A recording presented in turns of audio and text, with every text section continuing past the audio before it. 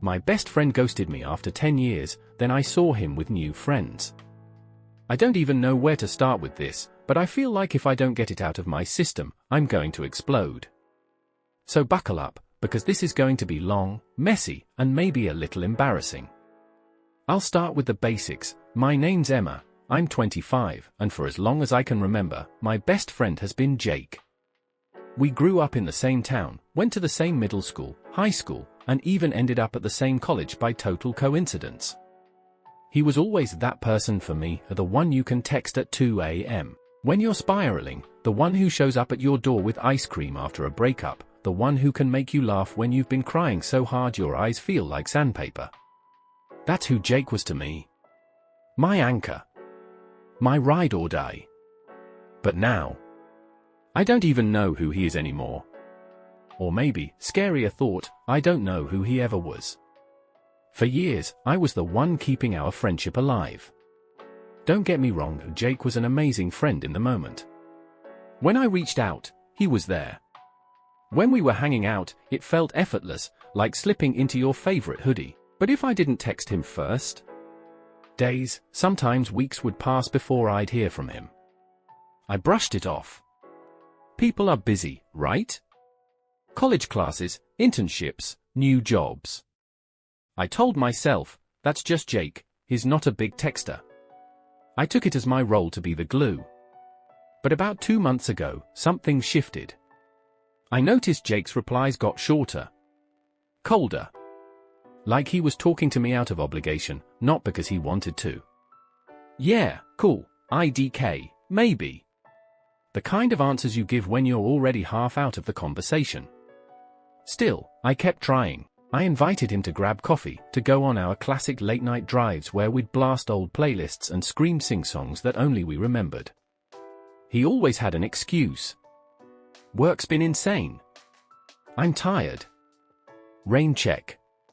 Then came the silence. Weeks went by with nothing. I thought, okay, Emma. Play it cool. Don't smother him. Maybe he needs space. So I stopped reaching out. I deleted his chat from the top of my messages, just to stop myself from staring at it. And then, one Saturday morning, I opened Instagram. There he was. Jake.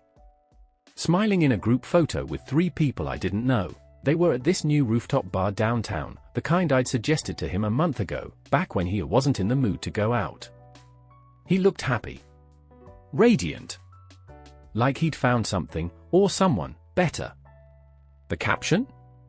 Couldn't ask for a better crew. It was like someone had punched me in the chest. My best friend.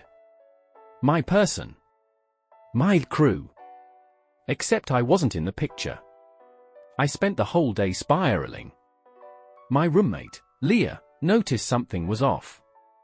Leah's one of those people who can read you like an open book, short blonde hair, always wearing oversized sweaters, the kind of personality that feels like a warm blanket. She plopped down next to me on the couch and said, okay. Spill. I told her everything. About Jake, about the rooftop bar, about the photo. She frowned and said, Emma, I hate to say this, but maybe he's showing you who he really is. I snapped back, no, you don't get it. Jake's not like that. He's not, I trailed off, because I didn't even know how to finish that sentence. He's not what? Someone who can move on without me? Someone who can replace me? Leah didn't push. She just patted my knee and said, sometimes people grow apart. It doesn't mean the friendship wasn't real, it just means it's not what it used to be. I didn't want to believe her. I couldn't. Fast forward a week, I was scrolling again, I know, I should have stopped torturing myself, and there he was, Jake, again, this time at a bonfire on the beach. Same new friends, same captions about family vibes. My heart sank deeper with every post. That night, I had dinner with my parents. They live in the suburbs, just a half-hour drive away, and they've always loved Jake like he was their second kid. My mom asked, how's Jake doing? We haven't seen him around lately. I tried to play it off. Oh, you know, busy with work. But my dad gave me that dad look, the one that sees right through you. He said, busy, or avoiding you. I nearly choked on my pasta. Why would you say that? He shrugged. Because you've barely mentioned him for weeks. And you always mentioned Jake. It was true. My parents noticed the silence before I wanted to admit it out loud. The breaking point came 2 weeks later. Leah dragged me to this new coffee shop downtown, hipster vibes, exposed brick walls, plants everywhere. We were waiting in line when I heard a voice behind me. Familiar. Laughing. Jake. I turned around, and there he was. With the same group from Instagram. He looked right at me. My heart did this stupid flip, like, finally. He'll smile. He'll hug me. He'll explain everything. But instead? He gave me a quick nod. That's it. A nod. Like I was some casual acquaintance he hadn't seen since high school. Hey, he said, flat. Then he turned back to his group, who were busy debating which oat milk latte was better. Leah squeezed my arm so hard I thought she'd leave bruises. I could feel her silently screaming, "Don't cry here, don't cry here." I held it together until we got back to the car. Then I lost it. I sobbed into her steering wheel while she rubbed circles on my back. That night, I couldn't stop replaying it. The nod. The casualness. How easy it was for him to erase me. I drafted a message, "Hey, what's going on with us? Did I do something wrong?" And deleted it. I wrote another, "I miss you. Can we talk?" And deleted that too. Because here's the thing, what if he doesn't miss me? What if he's happier without me? What if all those years I thought he was my anchor, I was just a convenience to him? I barely slept. When I did, I dreamed of being at that rooftop bar, watching him laugh while I stood outside the window, invisible. And here's where it gets messy. The next morning, Leah told me she'd overheard something at the coffee shop. Apparently, one of Jake's new friends, this tall guy with a man bun and way too many bracelets, had been talking loudly while they waited for their drinks. He said something like, "Jake, it's so much better hanging with us, right? None of that clingy drama." Leah swore she saw Jake smirk. I refused to believe it at first. Jake would never call me clingy. He'd never trash me behind my back. But the seed was planted. Now I'm stuck. Do I confront him? Do I let it go? Do I try to salvage a friendship that maybe only existed in my head? Part of me wants to march up to him and demand answers. Another part wants to block him on everything and pretend he never existed. And then there's the tiny, pathetic part, the part one hate, that still hopes he'll text me tomorrow and say, "Sorry. I messed up. Let's fix this." Because if he doesn't, then I have to accept that I lost my best friend. And I don't know who I am without him. After the coffee shop incident, I couldn't shake what Leah told me about Jake's friend calling me clingy and Jake supposedly smirking. That word haunted me. Clingy. I replayed years of memories through that lens. Was I too much?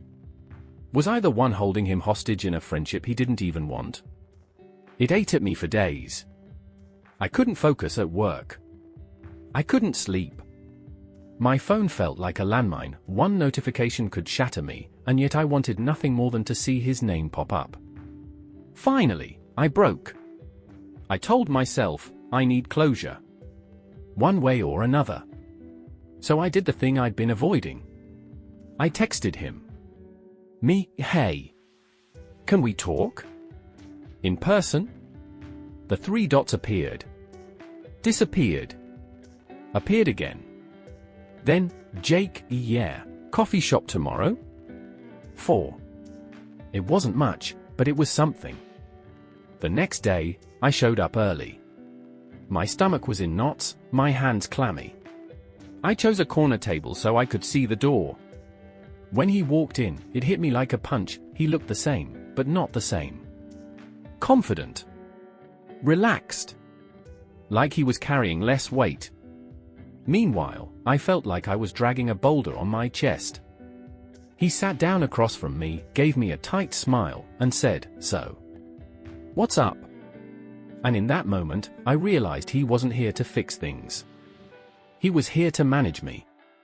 I blurted out, "Why are you avoiding me? Did I do something?" My voice cracked on the last word. He sighed. "Not angry, not sad, just tired. Emma, it's not that you did something wrong. I've changed. Things have changed." I stared at him. "Changed how? You just dropped me without even saying anything. Do you know what that feels like?" He looked away. "I didn't mean to hurt you. I feel like we're in different places. You still want to do the same things we did in college, but I'm moving forward." That word, forward, stung. Like I was some anchor dragging him down. I said, "So your new friends, they're forward and I'm what? Backward?" He shifted uncomfortably. "It's not like that. They just get me right now. It's easier." Easier. That one word nearly broke me. I'd been his easier for 10 years. His safe place. His comfort. And now I was too much work. I swallowed hard and asked, "Did you call me clingy?" His eyes flicked up, surprised. "What? Leah overheard your friend at the coffee shop. Said it was better without clingy drama. And you smirked." He rubbed his face. "God. That's not what I said. That's just Tyler running his mouth." "I didn't mean," he stopped himself, then muttered, "Okay, maybe I should have stopped him. I didn't. That's on me." There it was. Not a denial. Just an admission. I felt the tears coming, but I forced myself to hold his gaze. "So what am I to you, Jake? Was I ever really your best friend, or was I just convenient?" He winced, like I'd slapped him. "Of course you were my best friend. You were everything. But people grow, Emma. I needed space, and I didn't know how to say it without hurting you." I whispered, "You hurt me more by saying nothing." For the first time, I saw regret flicker in his eyes. But it wasn't enough. The conversation fizzled after that. No shouting, no dramatic walkouts, just a heavy silence. He left first, mumbling, "Take care of yourself, okay?"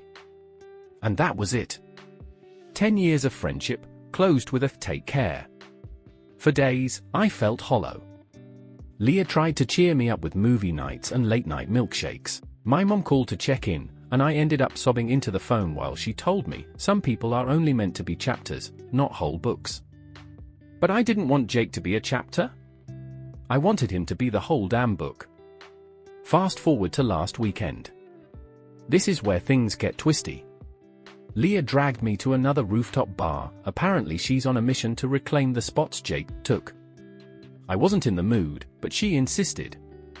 We got drinks, found a table, and for the first time in weeks, I actually laughed at something dumb she said. Then I froze.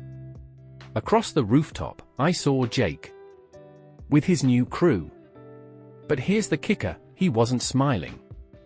He wasn't radiant. He looked uncomfortable.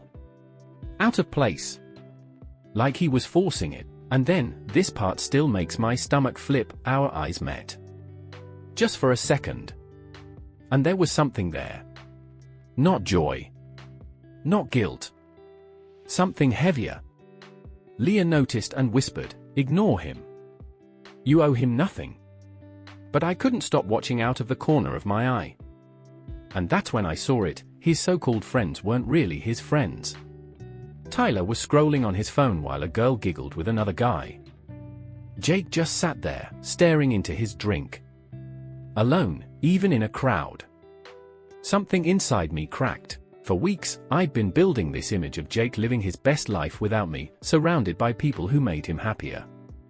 But the truth? He looked lonelier than I'd ever seen him. I didn't go over. I didn't text him. I didn't save him. Instead, I walked out with Leah, holding my head high. For the first time, I realized I wasn't the one who'd been replaced. He was. So here I am, typing this at 2 a.m., heart still aching but strangely lighter. I don't know what the future holds. Maybe Jake will figure himself out and reach back someday. Maybe he won't. Maybe our story really did end with a take care. But here's what I do know, I was a damn good friend. I showed up. I cared. I loved him like family. And if he couldn't see that, or couldn't handle it, that's not my failure. It's his.